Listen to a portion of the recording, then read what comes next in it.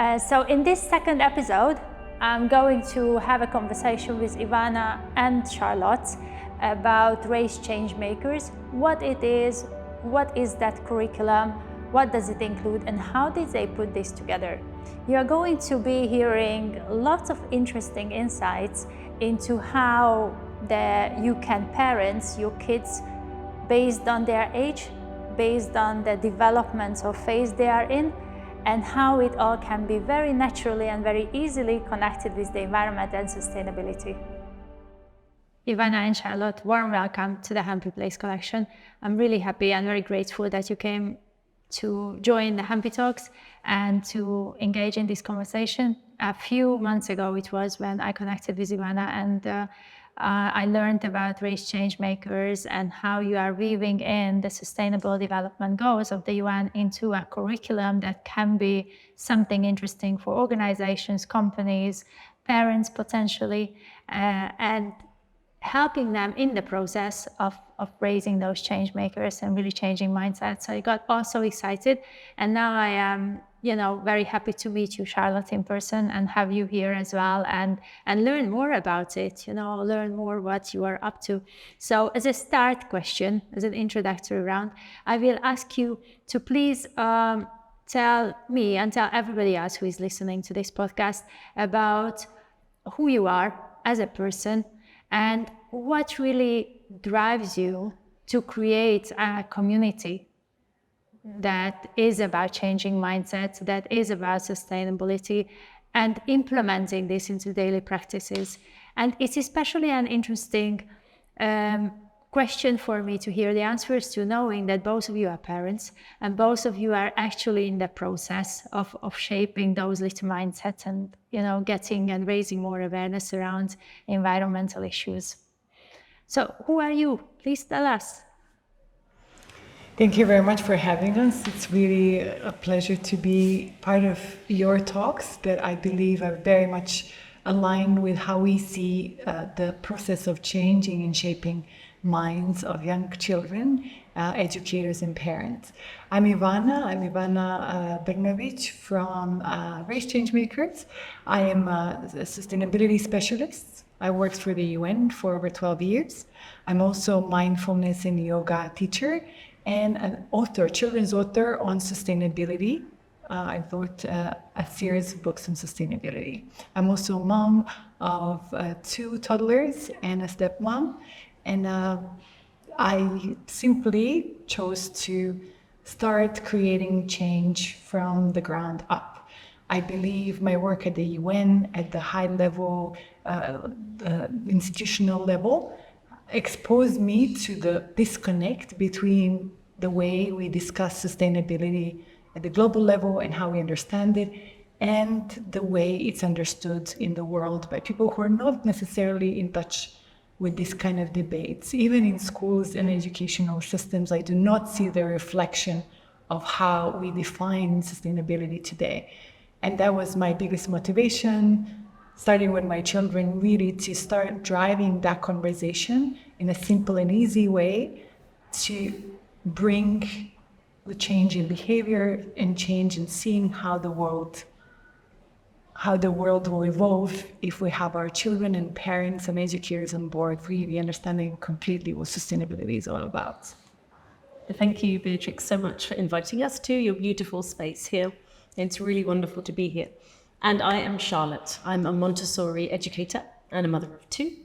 And I work with parents and educators and organizations on what I believe is the most important work of our lives, which is raising the next generation of capable, caring contributors to the world. And I weave sustainability into everything that I do. And Montessori principles, I'm a Montessori educator 0 to 3 and 3 to 6, and in training for my 6 to 12 diploma as well. And I've worked with families in the UK, in South Africa, and here in the UAE. I've been in the UAE for 8 years.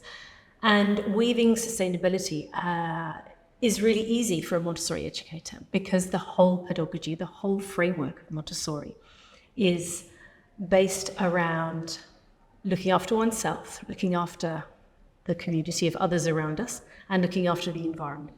So weaving together sustainability and Montessori in parenting, education, and for organizations is actually the natural fit. And Ivana and I have worked together for several years now and done various different projects together. And it was Ivana who said, let's put this together with my experience in sustainability and your experience in Montessori. And as Ivana said, we're here to build a really strong curriculum which is deliverable for parents, busy parents, on a day-to-day basis. We deliver workshops to organizations who are looking to empower their employees in terms of sustainability in the home. And of course, for educators, we've got a really robust curriculum that they can then deliver in the classroom that brings meaningful change and shows children that they really can make a difference in the world. That's lovely. And there are so many different opportunities for you to implement it. And especially because you are parents, I think that's a very, very strong factor when anybody is looking at your curriculum, that yes, you do have the educational background, yes, you do understand the institutional benefits of it, but you also live it like you're actually walking the talk. I think that's the strongest asset anybody can have. Having said that, sustainability is very often like such a broad term, and it's so overused, especially now in the year of COP28. It's just like every day you would hear the word sustainability, and you never know what people mean by it, and people mean different things, and they have different perspectives and different perception on the same term. And it's hardly ever that real-life illustrations come up or real-life examples come up to show what a person means when they say sustainability. So I'm curious to see what specific examples you bring in your curriculum to show the real-life applications of it. You did mention one, that you want to empower parents to with their parenting so they can weave it into those conversations and driving those conversations, as Ivana mentioned. What specific and real-life applications do you see in your curriculum that are related to materials, that are related to processes, related to terminology? Firstly, what I'm going to do is hand over to Ivana, because what we're actually doing at the beginning of any workshop, any program, any work we do with anyone is redefining what sustainability means. So as you said, everyone's got a different term for it and it's been sort of hijacked. So we're hijacking it back. And Ivana gives a really beautiful and simple explanation of what we're meaning by sustainability. And then we take it from there. Our study shows, a lot of surveys show that up to 30% in the best case scenario, about 30% of people really understand what sustainability means. And it's really the main misconception, the main myth about sustainability is that it's about the environment. It's only about the environment. Everyone talks about climate change and climate crisis and feels that this is the track that we are looking at when we're tackling the sustainable issues that we have in the world. The reality is, it is about the environment, but it's also about economic and social issues. We do want very clean air, clean water. We do not want global warming, but at the same time, we need decent jobs. We need everyone to have the opportunity to provide for themselves, and we want the access to all those opportunities, economic and social opportunities for everyone, no matter the background. So sustainability really lies at the intersection of tackling economic, social, and environmental issues. So those are the three main pillars of sustainability. And this is, our aim is to begin our curriculum really just busting some of these myths so that we have a context from which we could start changing behaviors and talking to children about what it really means at the age-appropriate level. What I'd like to briefly mention when I talk to a parent or someone who says, could you please tell me what sustainability really is about? It's about that complete access to these three different dimensions. If you look at your own body, you look at your mind, your physical body, your emotions, they all need to be taken care of for the body and for us as individuals to really work efficiently. and to really be part of the world. It's the same with our environment, our sustainability. If we tackle now the climate crisis, but dropping all the economic and social issues we are dealing with and neglecting them completely, we're going to get, again, to yet another disbalance. Our economic systems, especially the capitalism, was driving what we have today just because the focus was on creating the profitability and jobs and income. Dropping the social systems in some countries, dropping the environment. So we cannot tackle it without tackling the three. And that's our main setting stage in our curriculum, appropriate to the audience, whether it's parents or educators, children organizations. And then we take it from there. Firstly, we need to understand what the developmental stages are. So that's where we take people. What's not appropriate is teaching a 2-year-old about global warming or showing them pictures of, if they live in a country that doesn't have turtles, is indigenous in the seas around them, don't show them a picture of turtles with plastic around their necks, because one, that's going to really scare them, they're only 2 years old, and two, it doesn't have any connection with that actual life that they're living right now. What children need is what's appropriate for them, so what's happening in their immediate environment. So children under the age of 6 learn with all 5 of their senses, and they need real first-hand experiences to help them become connected to what's going on around them. And so going for a walk in nature, whatever your nature looks like, and noticing some ants walking along the path when you're walking with a toddler, that is as a powerful environmental sustainability message as any other,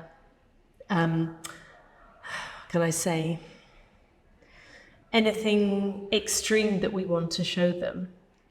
That doesn't work. What works is the tiny, simple steps every day. And what we show is, with your baby, doing something sustainable, introducing sustainability to them, is as simple as stringing some dried leaves on some thread and hanging them on a stick as a mobile above their sleeping area, their movement area. That's introducing a love of nature, for example. When we all love something, we want to protect it. So that's for a baby. For a toddler, it's going for a walk. It's noticing the litter in the park and then picking it up and putting it in the bin, not for waiting someone else to do it. It's extending kindness to every person that we meet. What's that beautiful expression about we must be kind to everyone that we meet, not only people who can do things for us. Are we as polite to the security guard, to the cashier at the supermarket, to the person that puts the fuel in our car, we are to a boss or someone who can do something for us, or someone who's giving something to us? So in terms of the age and developmental stage, it's really about role modeling. Everything that we do as parents, as adults, as caregivers, as educators, that's what's really important. And that's what the hardest part is, because we're often looking for things outside of ourselves to teach something specific, but all the answers are within. And if we can act in these ways that are totally in integrity with these values of environmental, economic, and social, are we living those on a day-to-day basis? And we've got the information in our curriculum that we can show you what is appropriate for your baby, what's appropriate for your toddler, preschooler, elementary, adolescent. And we have to live it. And when we're living it, then naturally, by this process of absorption, children under the age of 6 learn with all 5 of their senses, and they learn everything through absorption. They learn by what's happening in the environment around them. And then when the academic brain comes in from 6 to 12, that's a period of 6 to 12 was a period of intellect, and they're really hungry for information, they're hungry for research. And Ivana and I have spoken about my daughter Olivia. She's 8.5, almost 9. And she's always making posters about the environment and people being kind and all of this, and distribution of wealth, because that's where she is, and that she feels really strongly about being an advocate for these things. And that's led by her, and that's her developmental stage. And she wants to research this piece of information, that piece of information, how she can make a difference. And then adolescents, they're in the next stage of development, but they actually want to take action. So they are in the streets and protesting and all of those things. So each development, anything that we do with our children has to be developmentally appropriate. But the first thing we do is with us. We can't tell our children to We can't teach about picking up litter and then not do that ourselves when we're going on a walk. We can't teach about kindness and make our child say please and thank you in the home when we don't do that to the security guard on the gate. So it all starts from within. And that's what's really exciting, because when it comes back to what's within, it really, really simplifies it.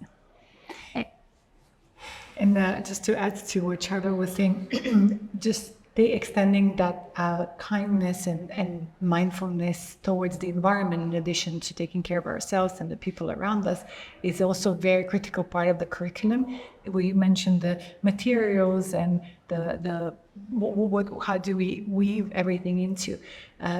Regardless of the age group, one of our tracks in the curriculum is very much focused on food, and everything related to food, from all the elements that we have in our ecosystem that help create that food that we eat, to all the processes and people who are involved in making that food, until we sit down and have that meal with our children at home.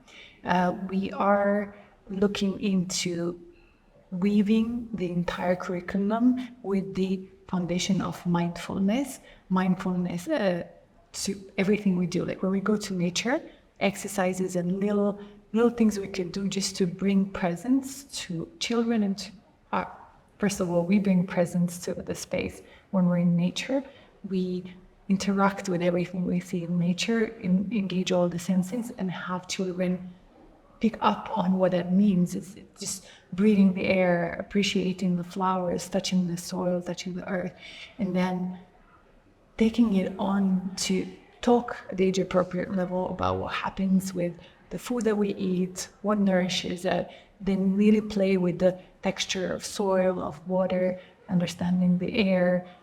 Later, as we sit down and eat, that whole mindfulness process of bringing that food in. And that's very critical, because what I also really love about your concept here with hemp and bringing such an important contributor to both all economic, environmental, and social pillars. Hemp really brings all those three pillars together, because it has such a massive impact on the environment, in addition to people who grow it, who nurture it, and then the production of materials that is very, very environmentally friendly. So the economic and social impact it has on people who grow it. I really feel that that's a wonderful example of what we mean about sustainability, growing and producing things that impact those three pillars of sustainability. And what I also like about the structure you have in your space, bringing people, especially children at different ages, who may not understand the complexity of these, the context, especially if children are younger than 6 and 7 and they have not been exposed to these concepts, but they come and they immerse themselves in the process of what you make here out of hemp. And that's a beautiful way of introducing mindfulness, and at different ages you're really bringing the information of what it means. So the curriculum does really try to integrate the behavioral changes that come from the mindfulness and the practices of mindfulness that then leads to the natural compassion towards ourselves and others and the environment over time. Yes, thank you, Charlotte and Ivana. I think there were a couple of themes going around while I was listening to you in my head, and I loved really how you were describing all of it as one system. You know, like all of the elements are equally important parts of it, and we cannot separate one from another. Whereas now what we see is really a separation between us and the environment, between us and other humans. So what you are bringing in, it feels like kind of relearning something that we already know, or once we knew, or our, parents or grandparents, they were using on a daily basis. So that's something that we already have a knowledge. That's something we just don't pay much attention to. We need a refresh button and reset button. So those who are eager to start this reset and open to new learning, open to change their habits as parents, open to change their operations as schools or organizations, what would you recommend them as the 3 top tips? good questions. If we're looking at the organizational level, if it's an educational institution, for example, I would begin with mindfulness, reassessing whether staff, educators, and children have a way to bring their attention and focus on something that will calm them, consume them, and bring them connection to whether either people, connection to themselves, or to the environment. That will be probably the best one to sort of do the auditing of and see how that can be integrated in the system. I would say the same for a corporate organization. I would say for any business that has the aspiration to bring in sustainability, starting from there, and the path will unfold. What's beautiful about Ivana's explanation about mindfulness as well is when we attribute that to children, their developmental stages are already giving us a gift. So children under the age of 6 are in the present moment the whole time, are in a state of mindfulness the whole time, because their brain waves are in delta, so that's deep sleep, for the first 2 years of life. Then they're in theta, which is a meditative state from the age of 2 to 6. So children are already in the present moment. It's often us as adults who are not in the present moment. So what we do in terms of what our first step is us to slow down to our child's pace. That's the number one thing. And that's whether you're a parent, a school, or an organization, is slow down so we really know what's happening. And often little children, because they are in the present moment. Any of us who've been in the present with young children know that 4-year-olds talk about yesterday and today and tomorrow with no understanding of the concept of time. Children don't have definite concept of time until after the age of 6.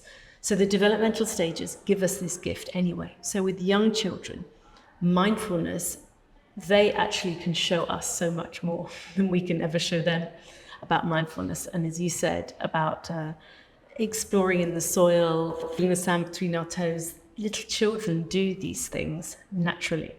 And it's for us to emulate what they're doing. So their developmental stages are such a gift for that. So for the second tip is for us to really get to know our child's developmental stages. That's really very, very crucial to understand where our child is. And from there, we can see what they need. Yeah, great. Very powerful reminders, and easy to implement as well. Like what I gathered from when I was listening to Ivana is really take that reflection, take that audit of where you are and how you can integrate it. And what I heard from you, Charlotte, saying just slow down. I really love that, slow down and really start pausing, noticing more, and get clarity on how you can help your child develop. But it all starts with you, as you both mentioned. Thank you so much. It was a pleasure having you both, and really happy to see that Raise Changemakers is growing. And I'm really looking forward to seeing it in more schools, in more organizations, getting in touch with you and inquiring about the curriculum, inviting you for workshops, and more of the parents implementing this in their daily life. Thank you so much. Thank you so much. Thank you for listening. Hopefully you got some nice ideas that you are taking away, and do feel free to reach out to these two lovely ladies anytime. I'm sure they are looking forward to hearing from you. In the next episode, I am bringing you Vala. Vala is also a mother and a very interesting personality who combines sustainability and education in her life as a mother, in her work as an IDAMA team member, and she's also going to tell us more about IDAMA and how is IDAMA present in the educational terrain of the UAE and what makes it so special and stand out among other training organizations.